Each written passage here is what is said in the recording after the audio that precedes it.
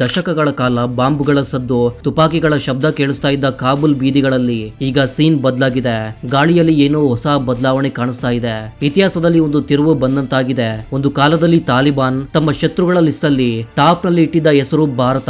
ಪಾಕಿಸ್ತಾನ್ ಇಷ್ಟು ದಿನಗಳ ಕಾಲ ನಮ್ಮನ್ನ ಅಫ್ಘಾನಿಸ್ತಾನ ಹತ್ತಿರಕ್ಕೂ ಬರ್ದಂಗೆ ಮಾಡೋದಕ್ಕೆ ತುಂಬಾನೇ ಟ್ರೈ ಮಾಡಿತ್ತು.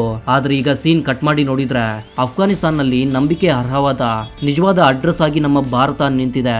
ಮತ ಹುಚ್ಚುತನಕ್ಕೆ ಗನ್ ಕಲ್ಚರ್ಗೆ ಬ್ರಾಂಡ್ ಅಂಬಾಸಿಡರ್ ಆಗಿ ಪ್ರಪಂಚಕ್ಕೆ ಗೊತ್ತಿದ್ದ ಈ ತಾಲಿಬಾನ್ ಈಗ ಓಪನ್ ಆಗಿ ಭಾರತವನ್ನ ಆಕಾಶಕ್ಕೆ ಏರಿಸ್ತಿದ್ದಾರೆ. ನಮ್ಮ ಎಂಬಸಿಗಳ ಮೇಲೆ ದಾಳಿ ಮಾಡಿ ನಮ್ಮನ್ನ ಅನುಮಾನದಿಂದ ನೋಡ್ತಾ ಇದ್ದ ಆ ತಾಲಿಬಾನ್ಗಳೇ ಈಗ ನಮ್ಮನ್ನ ತಮ್ಮ ಬೆಸ್ಟ್ ಫ್ರೆಂಡ್ ಅಂತ ಕರೀತಿದ್ದಾರೆ.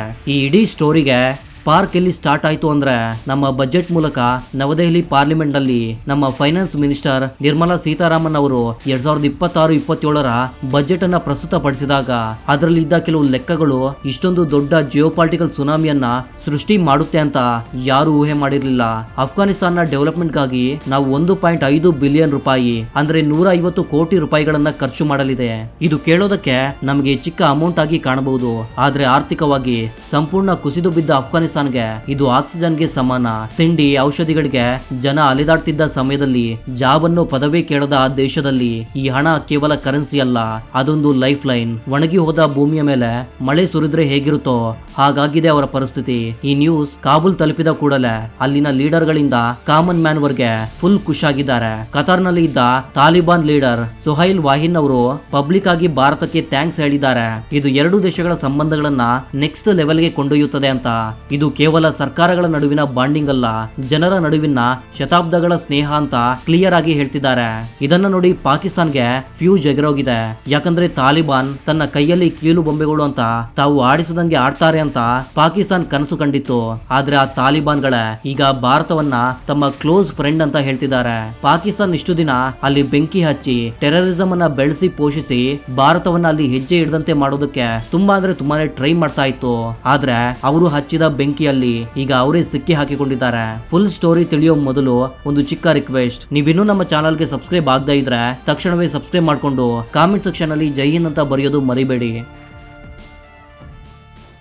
ಈಗ ಪರಿಸ್ಥಿತಿ ಹೇಗಾಗಿದೆ ಅಂದ್ರೆ ಒಂದು ಕಡೆ ಕೈಯಲ್ಲಿ ಚಿಪ್ಪು ಹಿಡಿದು ಪಾಕಿಸ್ತಾನ ಸಾಲಗಳಿಗಾಗಿ ಪ್ರಪಂಚದ ದೇಶಗಳ ಬಾಗಿಲು ತಟ್ತಾ ಇದ್ರೆ, ಮತ್ತೊಂದು ಕಡೆ ಭಾರತ ಅಫ್ಘಾನಿಸ್ತಾನ್ಗೆ ಬೆನ್ನೆಲುಬಾಗಿ ನಿಂತಿದೆ. ಪಾಕಿಸ್ತಾನ್ ಸ್ವಂತ ಜನ ತಿಂಡಿಗಾಗಿ ಪೆಟ್ರೋಲ್ಗಾಗಿ ಕ್ಯೂ ನಲ್ಲಿ ನಿಂತಿದ್ದಾರೆ. ಅವರ ಎಕನಾಮಿ ICU ನಲ್ಲಿ ಬಿದ್ದಿದೆ. ಸಾಲಗಳ ಭಾರ ಕುತ್ತಿಗೆ ಮೇಲೆ ಬಂದು ಬಿದ್ದಿದೆ. ಇಂತಹ ಸಮಯದಲ್ಲಿ ಅಫ್ಘಾನಿಸ್ತಾನ ಜನ ಕ್ಲಿಯರ್ ಆಗಿ ಒಂದು ವ್ಯತ್ಯಾಸವನ್ನ ನೋಡ್ತಿದ್ದಾರೆ. ಒಂದು ಕಡೆ ಮೋಸ ಬ್ಲಾಕ್ ಮೇಲಿಂಗ್ ಮಾಡೋ ಪಾಕಿಸ್ತಾನ, ಮತ್ತೊಂದು ಕಡೆ ಸ್ಕೂಲ್ಗಳು ಆಸ್ಪತ್ರೆಗಳು ಕಟ್ಟಿ ಔಷಧಗಳನ್ನ ಕಳಿಸೋ ಭಾರತ. ಯಾರನ್ನ ನಂಬಬೇಕು ಅಂತ ಅವ್ರಿಗೆ ಆಟೋಮೆಟಿಕ್ ಆಗಿ ಕ್ಲಿಯರ್ ಆಗಿ ಅರ್ಥವಾಗಿದೆ. ಈ ಗೇಮ್ ಇಲ್ಲಿಗೆ ನಿಂತಿಲ್ಲ, ಚೀನಾಗೂ ಇದು ಜೀರ್ಣವಾಗ್ತಿಲ್ಲ. ಅಫ್ಘಾನಿಸ್ತಾನ್ ಭೂಮಿಯ ಕೆಳಗಿರುವ ಲಿಥಿಯಂ ಕಾಪರ್ ಗಣಿಗಳ ಮೇಲೆ ಚೀನಾ ತುಂಬಾ ದಿನಗಳಿಂದ ಕಣ್ಣಿಟ್ಟಿದೆ.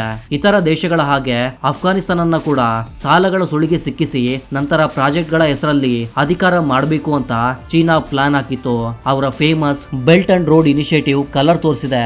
ಆದ್ರೆ ಶ್ರೀಲಂಕಾ ಹಾಗೂ ಪಾಕಿಸ್ತಾನ ಪರಿಸ್ಥಿತಿ ನೋಡಿ ತಾಲಿಬಾನ್ ಅಲರ್ಟ್ ಆಗಿದ್ದಾರೆ. ಚೀನಾ ರಸ್ತೆಗಳು ಮಾಡಿ ದೇಶವನ್ನ ಹೇಗೆ ತನ್ನದಾಗಿಸಿಕೊಳ್ಳುತ್ತದೆ ಅಂತ ಅವರು ಗಮನಿಸಿದ್ದಾರೆ. ಅದಕ್ಕೆ ಭೂಮಿಯನ್ನ ಲಾಕ್ ಮಾಡದೆ ಸಾಲಗಳ ಚೌಕಟ್ಟಿನಲ್ಲಿ ಇರಿಸದೆ ಭಾರತ ಮಾಡೋ ಸಹಾಯವೇ ಜೆನ್ಯೂನ್ ಅಂತ ಅವರು ಡಿಸೈಡ್ ಆಗಿದ್ದಾರೆ. ಭಾರತದ ಸಾಫ್ಟ್ ಪವರ್ ಮುಂದೆ ಚೀನಾ ದುಡ್ಡಿನ ಪವರ್ ಕೆಲಸ ಮಾಡಲಿಲ್ಲ. ಚೀನಾ ಡೀಲುಗಳು ಮಾತನಾಡಿದ್ರೆ ಭಾರತ ನಂಬಿಕೆಯನ್ನ ಹೆಚ್ಚಿಸಿಕೊಂಡಿದೆ. ಈ ಸ್ಟೋರಿ 2021ರಲ್ಲಿ ತಾಲಿಬಾನ್ ಕಾಬೂಲ್ ಅನ್ನು ಆಕ್ರಮಿಸಿಕೊಂಡಾಗ ಮೊದಲಾಯ್ತು. ಅಂದು ಪ್ರಪಂಚವೆಲ್ಲ ಭಯದಿಂದ ಓಡಿ ಹೋಯಿತು. ನಾವು ಕೂಡ ಸೇಫ್ಟಿಗಾಗಿ ನಮ್ಮ ದೌತ್ಯಕಾರರನ್ನ ಹಿಂದಕ್ಕೆ ಕರೆದುಕೊಂಡೆವು. ಅಂದು ಪಾಕಿಸ್ತಾನ ಹಾಗೂ ಚೀನಾದ ಮೀಡಿಯಾ ಇನ್ನು ಅಫ್ಘಾನಿಸ್ತಾನಲ್ಲಿ ಭಾರತದ ಕೆಲಸ ಮುಗಿತು ಅಂತ ಹಬ್ಬ ಮಾಡ್ಕೊಂಡ್ವು. ಆದ್ರೆ ಭಾರತ ಆತುರ ಪಡದೆ ಚೆಸ್ ಆಡುತ್ತದೆ ಅಂತ ಅವರು ಮರೆತರು. ನಾವು ಅಲ್ಲಿಂದ ಬಂದೆವು, ಆದ್ರೆ ಅಫ್ಘಾನಿಸ್ತಾನ್ ಜನರನ್ನ ಬಿಟ್ಟಿಲ್ಲ. ಭೂಕಂಪ ಬಂದಾಗ, ಕೊರತೆ ಬಂದಾಗ ಗೋಧಿ, ಔಷಧಗಳು, ವ್ಯಾಕ್ಸಿನ್ ಗಳನ್ನ ಕಳಿಸ್ತೀವಿ. ತುಪಾಕಿಗಳಿಂದ ಪವರ್ ತರುವುದು ಸಾಧ್ಯ, ಆದ್ರೆ ದೇಶ ನಡೆಸಲು ತಿಂಡಿ ಹಾಗೂ ಆಸ್ಪತ್ರೆಗಳು ಬೇಕು ಅಂತ ತಾಲಿಬಾನ್ಗೆ ಅರ್ಥವಾಯ್ತು. ಅದು ಭಾರತ ಮಾತ್ರ ಕೊಡಬಲ್ಲದು. ಅದಕ್ಕೆ ಈಗ ಕಾಬೂಲ್ ನಲ್ಲಿ ನಮ್ಮ ಟೆಕ್ನಿಕಲ್ ಟೀಮ್ಗಳು ಮತ್ತೆ ಕೆಲಸ ಸ್ಟಾರ್ಟ್ ಮಾಡಿವೆ. ತಾಲಿಬಾನ್ರನ್ನ ಅಧಿಕೃತವಾಗಿ ಗುರುತಿಸ್ತಾ ಇದ್ರು ನಮ್ಮ ಹಿಡಿತ ಅಲ್ಲಿ ಸಾಧಿಸಿದ್ದೇವೆ. ಇದನ್ನೇ ನಿಜವಾದ ಡಿಪ್ಲೊಮಸಿ ಅಂತಾರೆ. ಇಲ್ಲಿ ಇನ್ನೊಂದು ಟ್ವಿಸ್ಟ್ ಏನಂದ್ರೆ ಭಾರತ ಅಲ್ಲಿ ನಿಂತು ಹೋದ ಪ್ರಾಜೆಕ್ಟ್ ಗಳನ್ನ ಮತ್ತೆ ಸ್ಟಾರ್ಟ್ ಮಾಡಬೇಕು ಅಂತ ತಾಲಿಬಾನ್ ಕೋರ್ತಾ ಇದ್ದಾರೆ. ವಿಶೇಷವಾಗಿ ಇರಾನ್ನ ಚಬಹಾರ್ ಪೋರ್ಟ್ ಇದು ಏನಾದ್ರೂ ಫುಲ್ ಸ್ಟಿಂಗ್ ನಲ್ಲಿ ಸ್ಟಾರ್ಟ್ ಆದ್ರೆ ಪಾಕಿಸ್ತಾನ ಆಟಗಳು ಇನ್ನು ನಡೆಯವು. ಇಷ್ಟು ದಿನ ಅಫ್ಘಾನಿಸ್ತಾನ ಸರಕುಗಳು ಪಾಕಿಸ್ತಾನ ಕರಾಚಿ ಪೋರ್ಟ್ ಮೂಲಕ ಎಕ್ಸ್ಪೋರ್ಟ್ ಆಗ್ತಾ ಇದ್ವು. ಇದನ್ನ ಅಡ್ಡ ಇಟ್ಕೊಂಡು ಪಾಕಿಸ್ತಾನ ಅಫ್ಘಾನಿಸ್ತಾನದ ಬ್ಲಾಕ್ ಮೇಲ್ ಮಾಡ್ತಾ ಇತ್ತು. ಟ್ರಕ್ ಗಳನ್ನ ನಿಲ್ಲಿಸೋದು, ಟ್ಯಾಕ್ಸ್ ಹೆಚ್ಚಿಸೋದು ಮಾಡ್ತಾ ಇತ್ತು. ಆದ್ರೆ ಚಬಹಾರ್ ಲೈನ್ ಗೆ ಬಂದ್ರೆ ಪಾಕಿಸ್ತಾನ ಅವಶ್ಯಕತೆ ಇಲ್ಲದೆ ಅಫ್ಘಾನಿಸ್ತಾನ್ ಸಮುದ್ರ ಮಾರ್ಗಕ್ಕೆ ತಲುಪಬಹುದು. ಭಾರತ ನೇರವಾಗಿ ಸರಕುಗಳು ಕಳಿಸಬಹುದು. ಅವರ ಖನಿಜಗಳನ್ನ ನಾವು ತೆಗೆದುಕೊಂಡು ಬರಬಹುದು. ಅದಕ್ಕೆ ಪಾಕಿಸ್ತಾನ್ ಈ ಪ್ರಾಜೆಕ್ಟ್ ಅಂದ್ರೆ ಕೆಂಡಾಮಂಡಲವಾಗ್ತಿದೆ. ಈ ಪೋರ್ಟ್ ರೆಡಿ ಆದ್ರೆ ರಾವಲ್ಪಿಂಡಿಯಿಂದ ಬರುವ ಫೋನ್ ಕಾಲ್ಗಳಿಲ್ಲದೆ ನವದೆಹಲಿಯೊಂದಿಗೆ ಪಾರ್ಟ್ನರ್ಶಿಪ್ ಅಫ್ಘಾನಿಸ್ತಾನವನ್ನ ನಡೆಸುತ್ತೆ. ಇದು ಪಾಕಿಸ್ತಾನ್ಗೆ ಜಿಯೋಪಾಲಿಟಿಕಲ್ ಭೂಕಂಪದಂತೆ.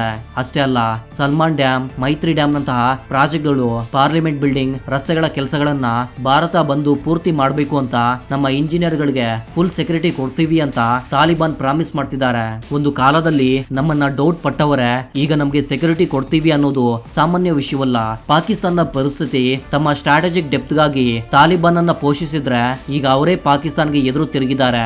ಡ್ಯೂರಾಂಡ್ ಲೈನ್ ನ ಹತ್ತಿರ ಗಲಾಟೆಗಳು ನಡೀತಿವೆ. ಪಾಕಿಸ್ತಾನ ಆರ್ಮಿ ಈಗ ತಾವು ಪೋಷಿಸಿದ ಹುಲಿಯನ್ನ ನೋಡಿ ತಾವೇ ಭಯ ಪಡ್ತಿದ್ದಾರೆ. ಒಂದು ಕಡೆ ಪಾಕಿಸ್ತಾನ ಎಕಾನಮಿ ಕುಸಿತಾ ಇದ್ರೆ ಮತ್ತೊಂದು ಕಡೆ ಕಾಬೂಲ್ ನಲ್ಲಿ ಭಾರತಕ್ಕೆ ರೆಡ್ ಕಾರ್ಪೆಟ್ ಹಾಕಿ ವೆಲ್ಕಮ್ ಮಾಡ್ತಿದ್ದಾರೆ. ಪಾಕಿಸ್ತಾನ ಪಬ್ಲಿಕ್ ಅಲ್ಲಿನ ಸರ್ಕಾರದ ಮೇಲೆ ಕೆಂಡಾಮಂಡಲವಾಗ್ತಿದ್ದಾರೆ. 40 ವರ್ಷಗಳಿಂದ ನಾವು ಏನನ್ನ ಸಾಧಿಸಿದೀವಿ ಅಂತ ತಮ್ಮ ಸರ್ಕಾರವನ್ನ ಪ್ರಶ್ನೆ ಮಾಡ್ತಿದ್ದಾರೆ. ಈ ಗೇಮ್ ನಲ್ಲಿ ಭಾರತ ವಿನ್ನರ್ ಅಂತ ಹೇಳೋಕೆ ದೊಡ್ಡ ರೀಸನ್ ಏನಂದ್ರೆ ನಾವು ಯುದ್ಧ ಮಾಡ್ಲಿಲ್ಲ, ಬೆದರಿಸಲಿಲ್ಲ, ಆದ್ರೆ ದೇಶ ಪೂರ್ತಿ ನಂಬಿಕೆಯನ್ನ ಗೆದ್ದುಕೊಂಡಿದೀವಿ.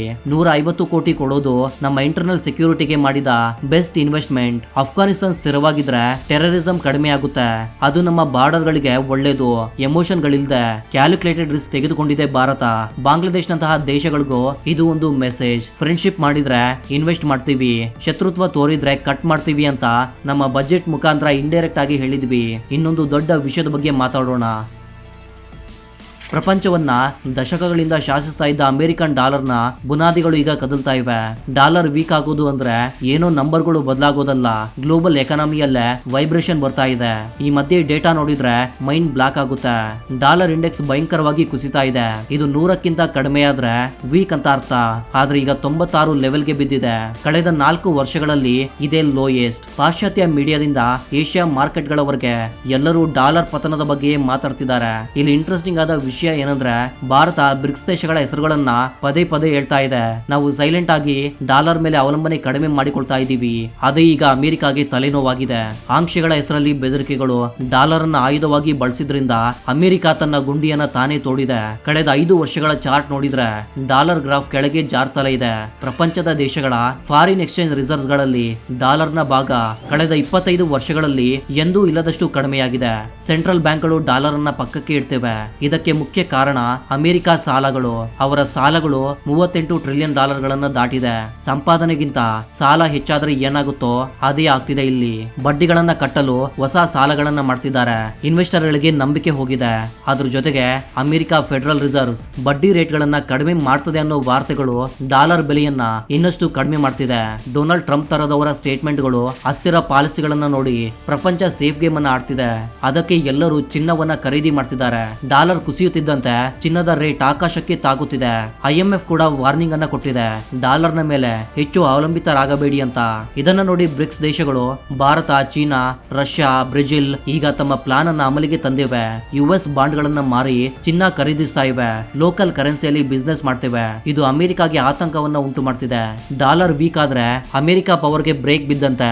ಆದ್ರೆ ಡೊನಾಲ್ಡ್ ಟ್ರಂಪ್ ಹೊರಗೆ ಬಂದು ಡಾಲರ್ ಸ್ಟ್ರಾಂಗ್ ಆಗಿದೆ, ಡೋಂಟ್ ವರಿ ಅಂತ ಬಿಲ್ಡಪ್ ಕೊಡ್ತಿದ್ದಾರೆ ಅಷ್ಟೇ. ಆದ್ರೆ ಮಾರ್ಕೆಟ್ ಡೇಟಾವನ್ನ ನಂಬುತ್ತೆ, ಡೊನಾಲ್ಡ್ ಟ್ರಂಪ್ ಅವರ ಮಾತುಗಳನ್ನಲ್ಲ. ಭಾರತಕ್ಕೆ ಬಂದ್ರೆ ಡಾಲರ್ ವೀಕ್ ಆದ್ರೆ ನಮ್ಮ IT, ಫಾರ್ಮಾ ಎಕ್ಸ್ಪೋರ್ಟ್ ಗಳಿಗೆ ಒಳ್ಳೇದು, ಲಾಭ ಬರುತ್ತೆ. ಆದ್ರೆ ಮತ್ತಷ್ಟು ಕುಸಿದ್ರೆ ಇನ್ವೆಸ್ಟ್ಮೆಂಟ್ ಹಿಂದಕ್ಕೆ ಹೋಗುವ ಅಪಾಯ ಇದೆ. ಅದಕ್ಕೆ RBI ಬ್ಯಾಲೆನ್ಸ್ಡ್ ಆಗಿ ಹೋಗ್ತಾ ಇದೆ. ನಾವು ಒಂದೇ ಸಾರಿ ಡಾಲರ್ ಬಿಡದೆ ಪೂರ್ತಿ ನಂಬದೆ ನಮ್ಮ ಚಿನ್ನದ ಖಜಾನೆಯನ್ನ ಹೆಚ್ಚಿಸ್ಕೊಳ್ತಾ ಇದೀವಿ. ರೂಪಾಯಿಯಲ್ಲಿ ವ್ಯಾಪಾರ ಮಾಡ್ತಾ ಇದೀವಿ. ಭವಿಷ್ಯದಲ್ಲಿ ಡಾಲರ್ ಸ್ಥಾನದಲ್ಲಿ ಮಲ್ಟಿ ಕರೆನ್ಸಿ ಸಿಸ್ಟಮ್ ಬಂದ್ರೆ ಆಶ್ಚರ್ಯ ಪಡಬೇಕಿಲ್ಲ. ಆ ಕಡೆ ಅಫ್ಘಾನಿಸ್ತಾನ ವಿಷಯದಲ್ಲೂ ಈ ಕಡೆ ಡಾಲರ್ ವಿಷಯದಲ್ಲೂ ತುಂಬಾ ಕ್ಲಾರಿಟಿಯೊಂದಿಗೆ ಸ್ಟ್ರಾಟಜಿಕ್ ಆಗಿ ಹೆಜ್ಜೆಗಳನ್ನ ಹಾಕ್ತಿದೆ. 21ನೇ ಶತಮಾನದಲ್ಲಿ ಯುದ್ಧಗಳು ಟ್ಯಾಂಕ್ ಗಳಿಂದಲ್ಲ, ನಂಬಿಕೆಯಿಂದ, ಎಕನಾಮಿಕ್ ಪವರ್ ನಿಂದ ಗೆಲ್ಲುತ್ತದೆ ಅಂತ ಭಾರತ ಪ್ರೂವ್ ಮಾಡಿ ತೋರಿಸ್ತಾ ಇದೆ. ಇದ್ರ ಮೇಲೆ ನಿಮ್ಮ ಒಪಿನಿಯನ್ ಏನು ಕಾಮೆಂಟ್ ಸೆಕ್ಷನ್ ಅಲ್ಲಿ ಹೇಳಿ. ವಿಡಿಯೋ ಇಷ್ಟವಾದ್ರೆ ಲೈಕ್ ಮಾಡಿ, ಶೇರ್ ಮಾಡಿ. ಇದೇ ರೀತಿಯ ಮತ್ತೊಂದು ಇಂಟ್ರೆಸ್ಟಿಂಗ್ ಆದ ವಿಡಿಯೋದ ಜೊತೆಗೆ ಮತ್ತೆ ಸಿಗೋಣ. ಅಲ್ಲಿವರೆಗೂ ಜೈ ಹಿಂದ್, ಜೈ ಕರ್ನಾಟಕ.